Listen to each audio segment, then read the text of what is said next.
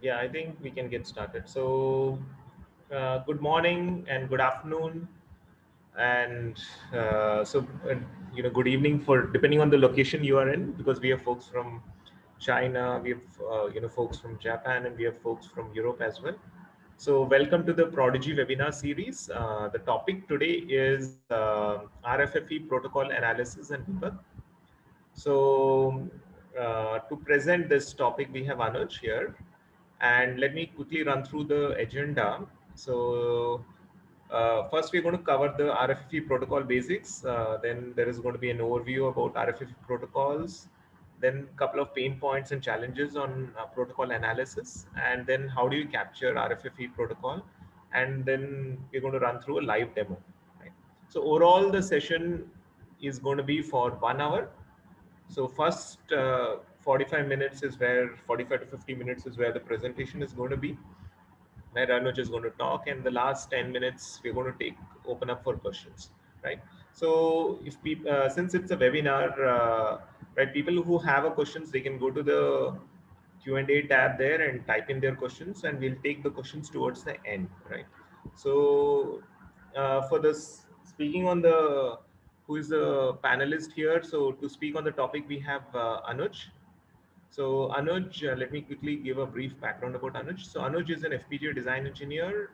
He's been in Prodigy for quite some time, and he's considered as an expert in RFFE. He's done the implementation of most of the specification here. And so with this, I will hand over the session to Anuj, and I will come back around 45, 50 minutes from now once Anuj is done.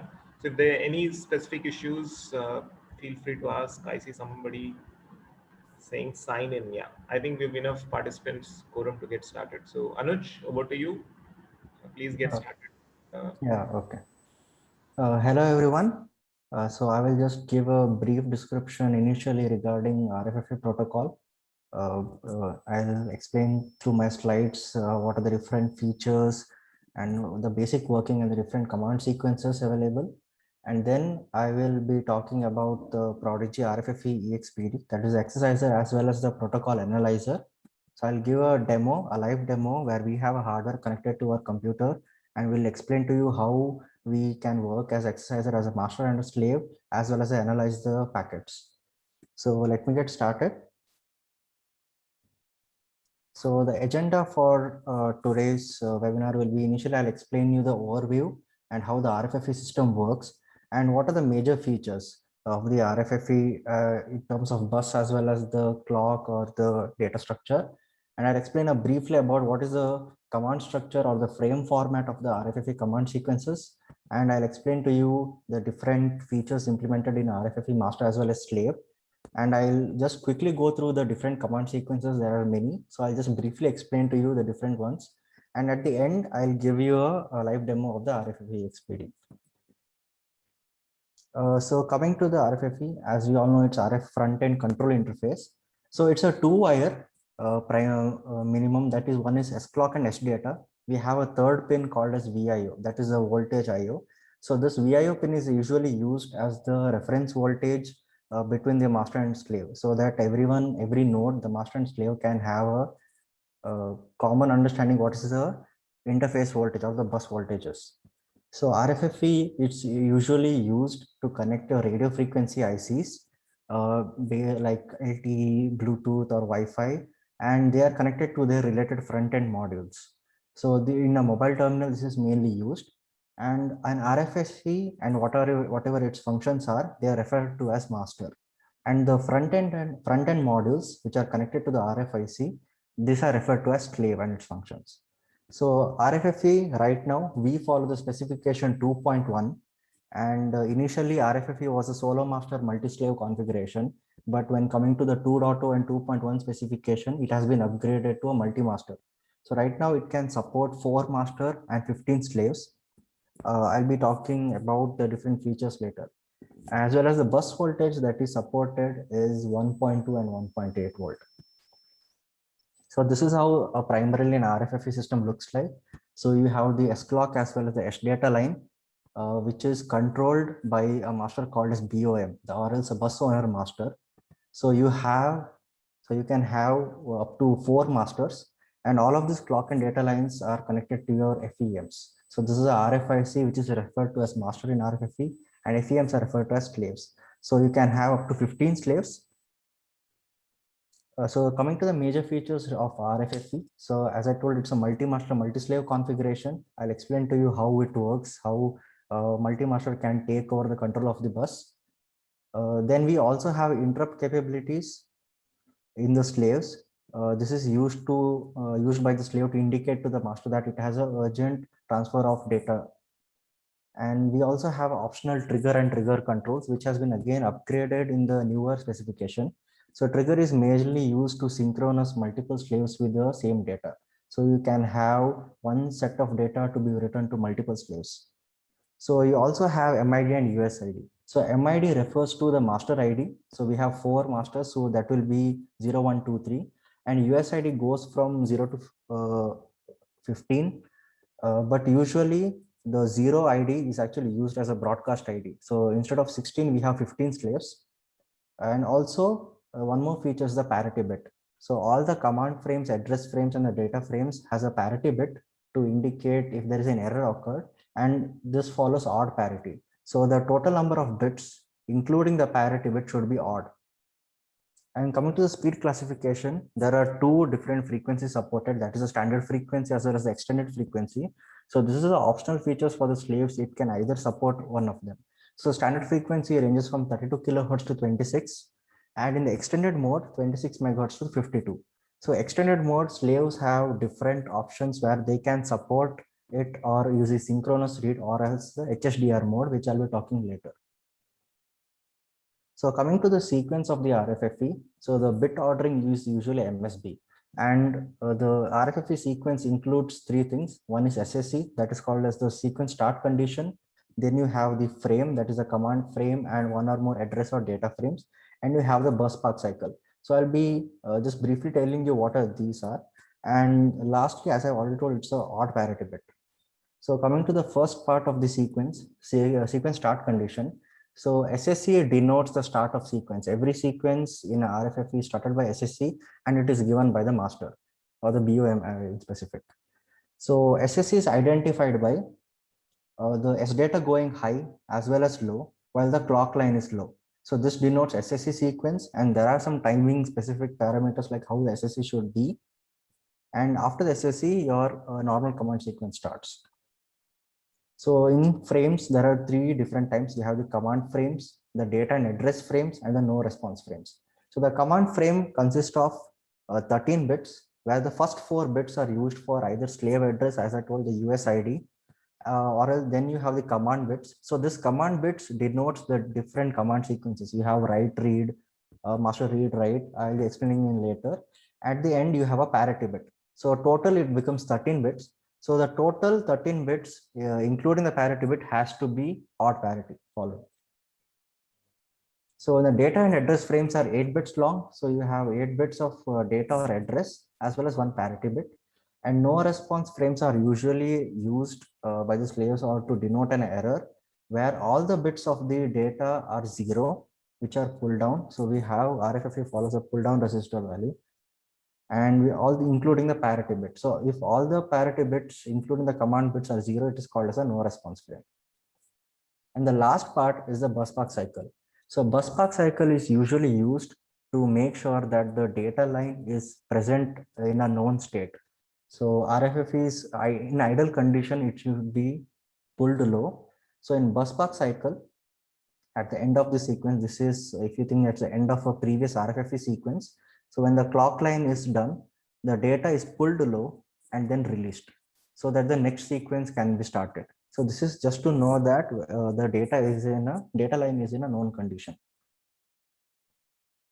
Then we also have something called the bus handover cycle. So as I told, RFFE is a multi-master configuration. So there is a command called as master ownership handover. So where one master can transfer the ownership of the bus to another, where this is determined by a high-level entity. We call it as HLE. So HLE makes sure that the current BOM as well as the incoming or the new BOM knows that there is a transfer of ownership is happening. So in bus handover cycle, the clock is pulled low and left that is in a high impedance state, and so that the new BOM can take control over the bus and start the command whatever he wants to send. So the bus idle condition is the time gap between two consecutive frames, that is between end of one sequence to another. So to be in a known condition, idle is where all the nodes present in the bus master as well non-BOM as well as slaves keep their drivers in high impedance state other than the BOM. So BOM will be actively driving the clock and data lines to a low. Now this is about the master. Now coming to the slave side, a slave cannot have any control over the S clock. It can drive the data when given a read command. And the register space, the maximum is 0 to FFFF, which is again differentiated into two, that is the basic and the extended one, where the basic ranges from 0 to 1F and extend from 20 to the 4Fs. So this register space is applicable for the different write and read commands. There are specific write-read commands which can access only the basic register space as well as only the extended register space. As well as the slave operating states have 3 startup, active, and shutdown. I'll just briefly explain this. So initially in a power off state, the slave will be in a shutdown state. So there is no voltage being supplied. So VIO, as I told, there's a third pin, which is the interface voltage, reference voltage for the slave. So when the VIO goes high above some threshold, the slave will enter the startup state and it will reset all its registers to the default values, all the configuration bits to its default values. And when this power up sequence is done, it will move to the active state. And this is where we can do all the command transfer between the master and the slave. So when the VIO is removed, or basically when the power is removed, it will again move to the shutdown state, or else there is a register called as power mode bit, which can be set to 1, which as a soft, you can say a reset, a controlled reset. And again, the slave can move to the startup. It's basically a reset. It will reset again its register and move to the active state. So these are the 3 states of a slave. So coming to the command sequences.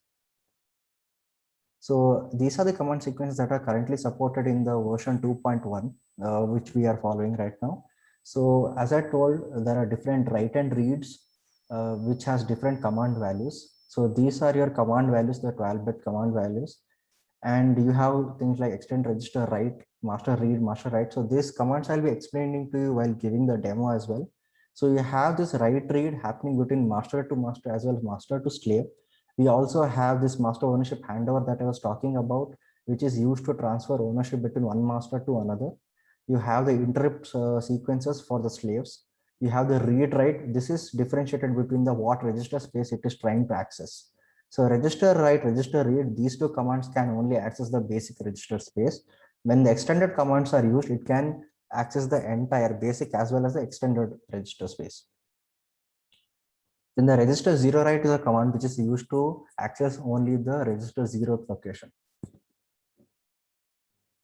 So coming to our PGY RFFE XPD. So before this, I just had briefly explained what the RFFE protocol is. If you have any doubts, we can take it at the end of the session. So I'll just start with how our unit is, how our Prodigy RFFE unit is used as exerciser, how to generate traffic, and how to analyze the traffic. So this is how this is our unit. This is our RFFE EXPD exerciser as protocol decoder. So it's a very mobile sized unit, which we will give you the probe cables, the clock data as well as the ground lines, which you can connect to your DUT, your master or else your slave, or else we can just act as an analyzer where you just want to see the traffic. You don't want to generate any command sequences from us. And the unit will be connected to a host computer. We support right now Windows. So it will be connected using USB 3.0 interface, and we have a UI. Our software will be provided, which you can more user friendly. You can talk to our hardware and configure the units, and I'll explain to you how during the demo. So this is a general like basic screenshot of how our software will look like. I'll explain it in detail while giving the demo. So some of the specification right now we're supporting 2.0, 2.1 specification, and we are able to configure as master or slave or both. So right now we support 1 master and 2 slaves, and you can simultaneously generate traffic from the both sides. So we have the support of full speed as well as half speed. So there is something called as HSDR mode, which I'll be again explaining to you in the end, where in the extended range, the master can send the traffic at the half speed for the slave. We also have error injections as parity errors. So we also have data speeds like TCQ. This is the clock to data delay. We can change the voltage levels or amplitude 1.2 or 1.8 as well as the duty cycle. We also can generate RFFE traffic and protocol. So before this, I had shown you the command sequences present in the RFFE 2.1. We can generate all those traffic, all those command sequences. We can also stream this activity like this. We'll be decoding it and displaying it in the software. So we'll also have the timing as well as the listing decoding, which I'll explain to you while showing the demo. And we also have a API support in Python or C++ if you want more control over it. And also at the end, we'll be giving, if you have any doubts or queries, or if you have any issues, we'll be upgrading the firmware, or we'll also be providing the new software. So this firmware is remote upgradable. We will just give you the new firmware files to upgrade and we can work on it. So this is all from the PPT. So now I'll be starting with the demo.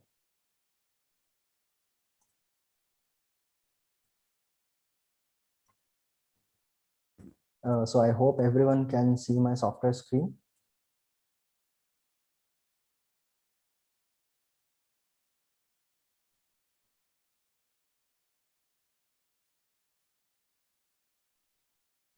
Okay. Yes, we can see. Yeah, okay. So this is how the software will look like, which will be used to talk to our hardware.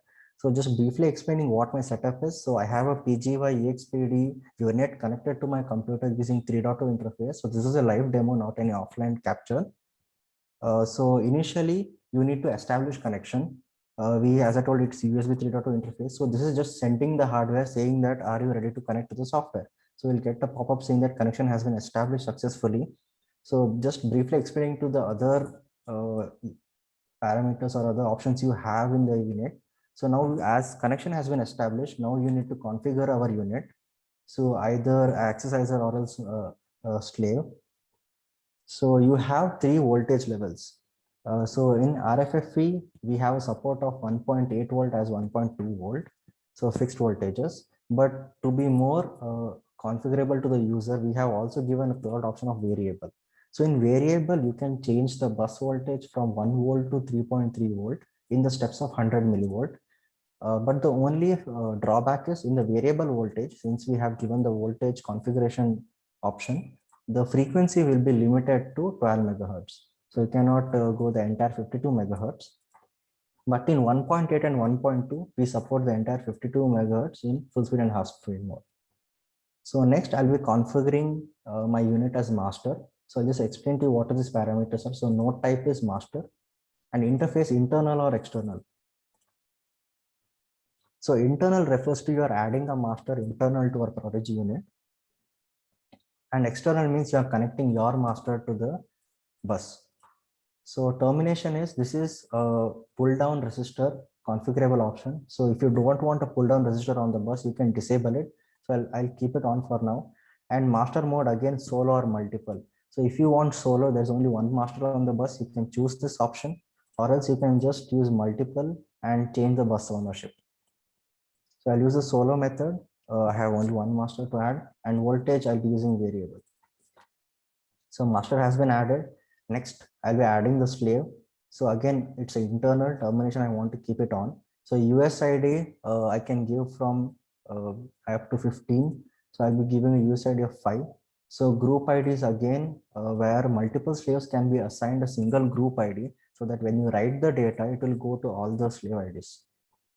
So read back capabilities, there is an option in RFFE where you can choose the slave to be either write only or in write read mode. So if I disable this, so my slave won't be responding to any read command. This is the only write only slave.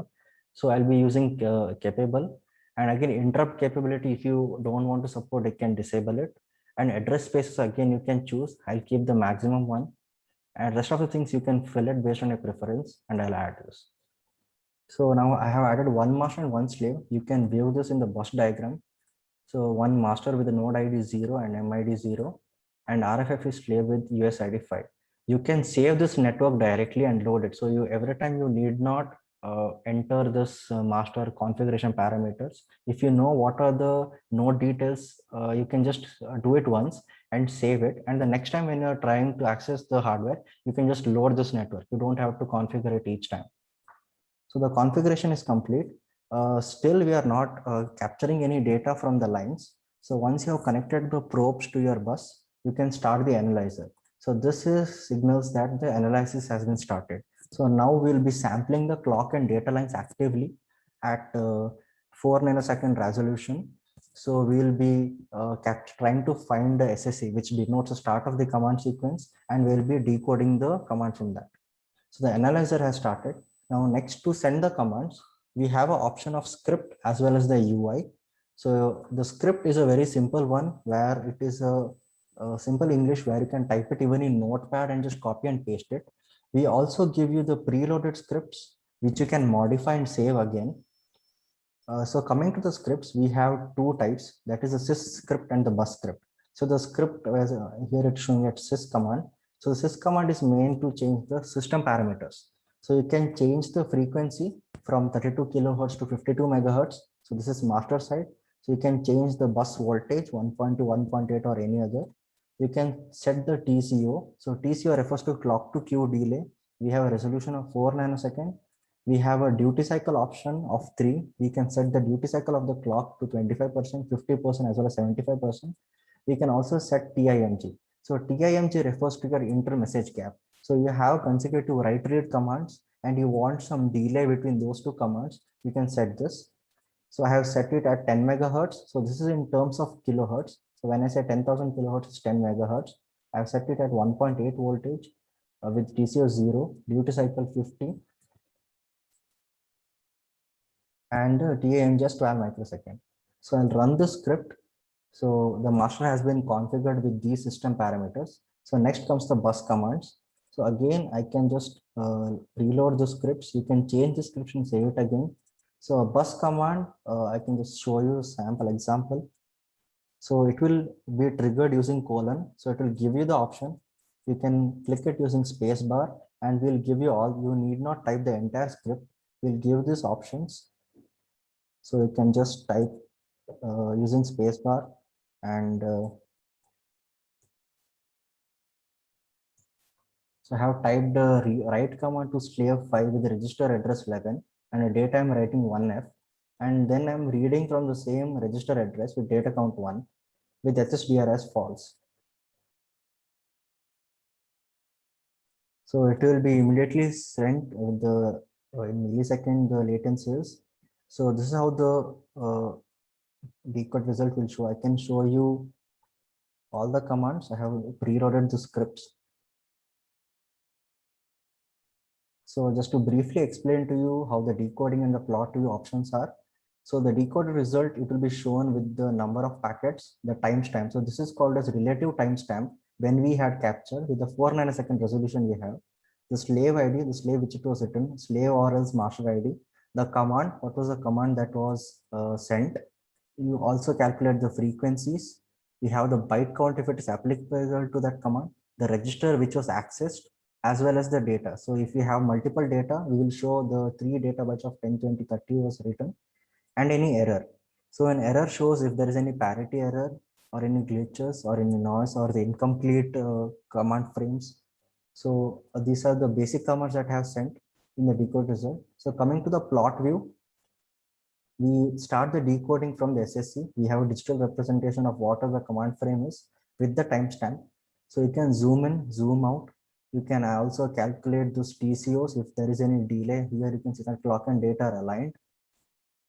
So you can also use cursors to measure any delays with again a 4 nanosecond resolution. So you can see that it was 100 nanosecond gap.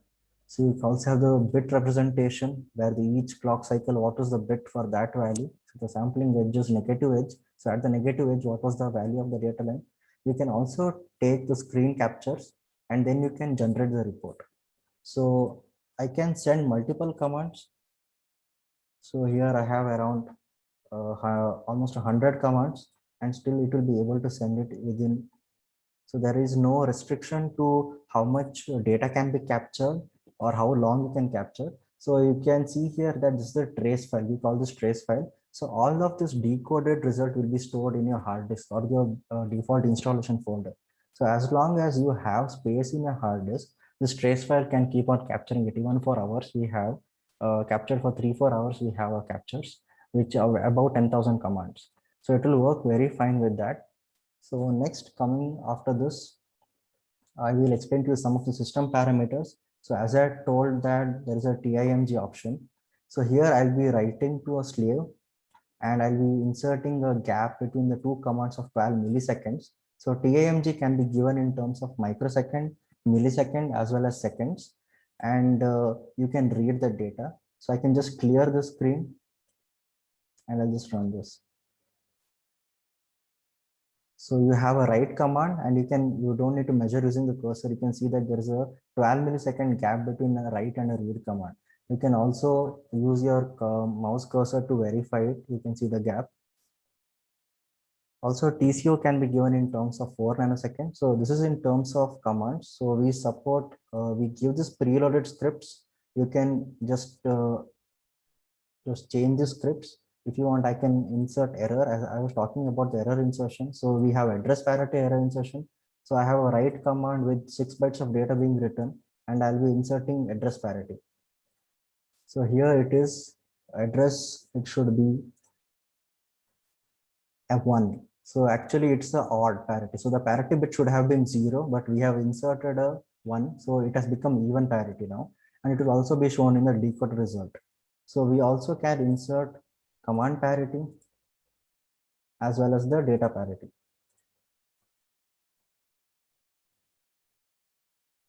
So here you can see that there's a command parity error being shown because the odd parity is not being met.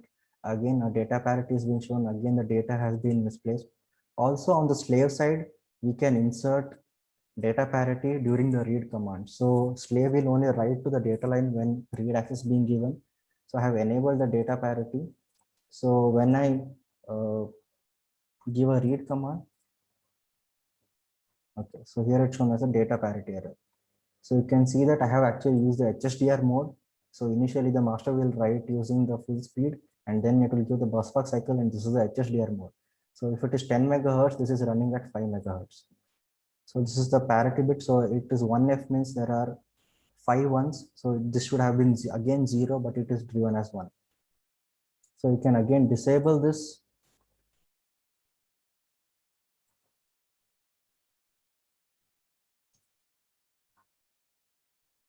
So I have now disabled the parity error insertion. So now the data has come properly. So most of the parameters that we have given in the scripts are configurable to the user. So you can either use using the scripts or as the UI. So you can insert the same options that are available in the scripts. You can type this and you can save them and send it. You can also use API. We support Python as well as C++, where you can send us multiple scripts and you can generate. So I have here sent some scripts. So I'll be generating the report. So we have an option of generating 2 types of report, PDF as well as CSV. So if I generate using PDF, also I can take a screen capture if you want to measure anything. And this screen captures will be saved. You can view it later. And that also can be added to your advanced report. So you can select this and this will be generated.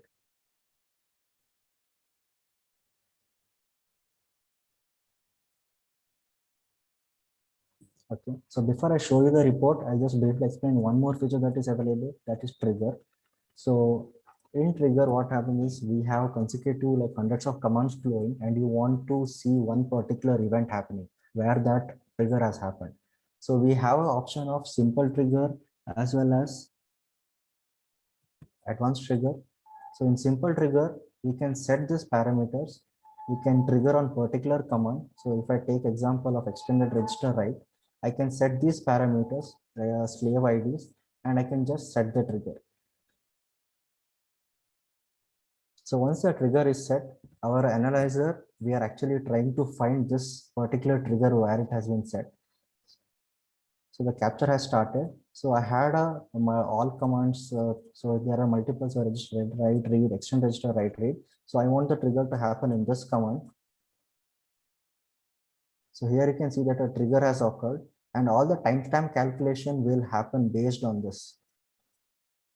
So you can also see that a trigger has happened. And also we have a connector on our unit, a hardware connector, where during the trigger of when the trigger occurs, we'll give you a 100 nanosecond pulse, which you can connect to your oscilloscope for analysis, so that you can see that, okay, during this time, what data and clock line we're doing.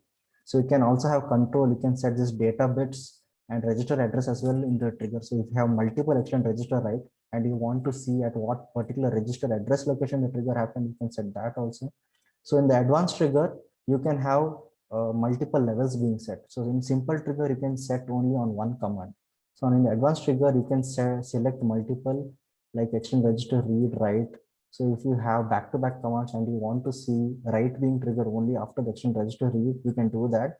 We also have options for action. So you can trigger when this event occurs, or else you can wait for the next event to occur. So this is about the advanced trigger. So I'll just show you the report.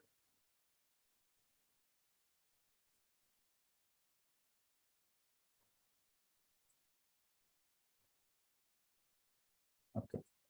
So this is how the report will be. So this is generated at this time. It will show you the devices that were added during the report generation or during that capture. It will show you the whatever was shown in the decoded result in the software. The same thing will be shown here. And if I show you the advanced report,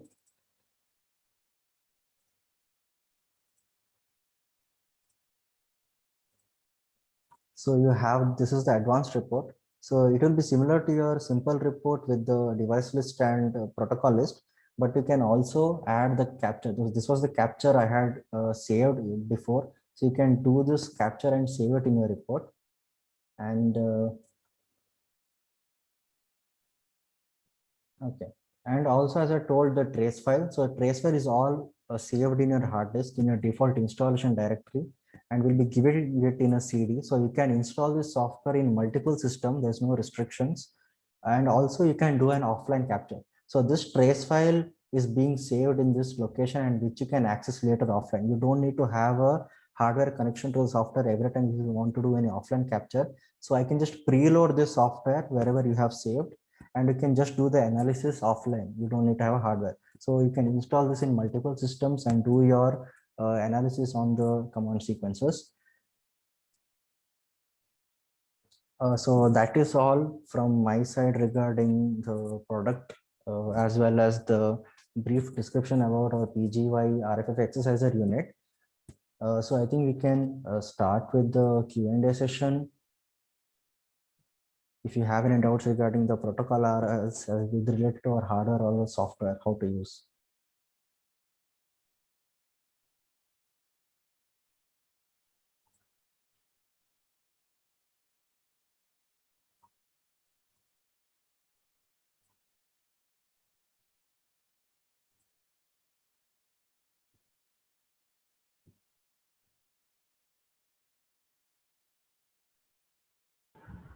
Yeah. So Anuj. Yeah.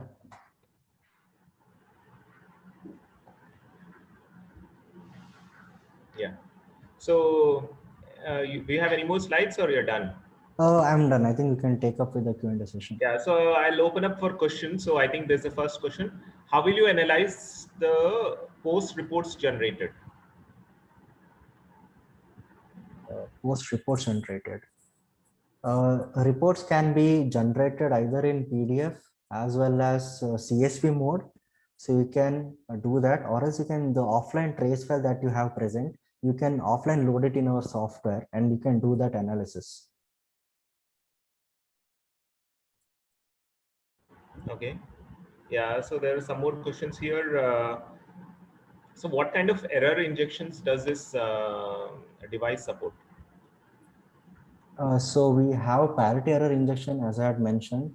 So we can take up data parity, address parity, as well as command parity. We also can insert from the slave side during the read commands. And we're also coming up with new error injection in the next releases.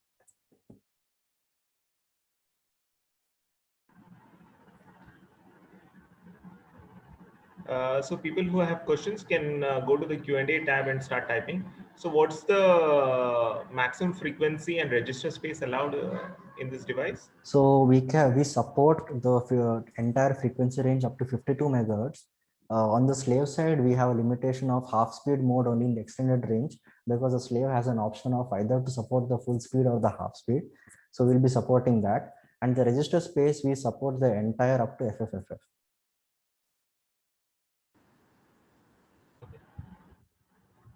Oh, there's one other question here. What is this SDR mode? Is this supported for low speed devices, low speed Yeah, slaves? so we support HSDR mode. So while sending the script from the master during the read commands, so you have an option of either to send that command in half speed mode or full speed mode.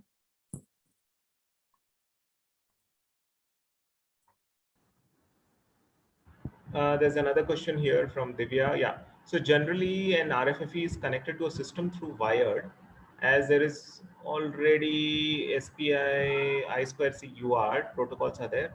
Then why do we need RFFE? I mean, that's a okay, very interesting question though. Yeah. So please, Anuj, you can answer Okay, it. Yeah. so I2C, I have already worked on that. So I2C is a protocol which is more used to connecting multiple systems, master and slaves, regarding embedded as well as related sensors. So SPI and UART, it's more of a generic protocol. So SPI can be used on flash memories as well as embedded systems. Even the UART, it's used to transfer data between computers and the host system. So RFF is a protocol which is specifically required to handle the RF components inside a mobile terminal. So inside a mobile terminal, you have various components like LTE, GSM, Wi-Fi, Bluetooth. So to handle these components, RFFE protocol is used. Yeah, so Divya, to answer your question, right? So RFFE is targeted for RF devices, right? I mean, so there are these amplifiers and so on, which are there in the baseband circuitry of the mobile. So now that we are kind of moving towards 5G, right? So what's happening is the demand for such devices has grown up, right? And the integration complexity grows up, right? So at that point in time, these protocols help connect those devices together and helps the system integration and save the cost. So this is targeted towards RF front end, basically receiving the RF data and processing it. Okay, there's another interesting question here. Can this application work on Windows oscilloscope and tech DPO 7KY7? Yeah. Yeah, so this current software, whatever demo had showed, this is actually computer-based, Windows-based software, and this is more oriented towards your protocol analysis, not timing analysis. We also have a different product that is RFFE oscilloscope-based, that is TechScope-based, which is more towards your protocol analysis as well as the timing analysis. So if you want to check your rise fall time, different threshold levels. So if you want to do timing analysis, you can use that product. So I think you can contact our team and they will explain to you in more detail. Yeah. Yeah, there's another question here. Can we use RFFE interface in multiple subsystem? Is there a distance approach? Yes, it supports. Anuj, you want to answer this here? To interface multiple subsystems, so RFFE supports multiple masters. So master in terms of radio frequency ICs and slaves in terms of its front-end modules. So it can support 4 master and 15 slaves. So if as per RFFE specification, it is said that the maximum distance between a transmitter and receiver has to be 15 centimeters. So that is the distance that is allowed right now.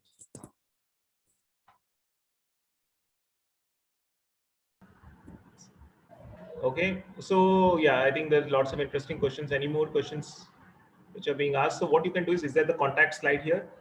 So Anuj, can you, yeah. So if you have any further questions, what you can do is you can contact us at contact@prodigytechno.com. Yeah.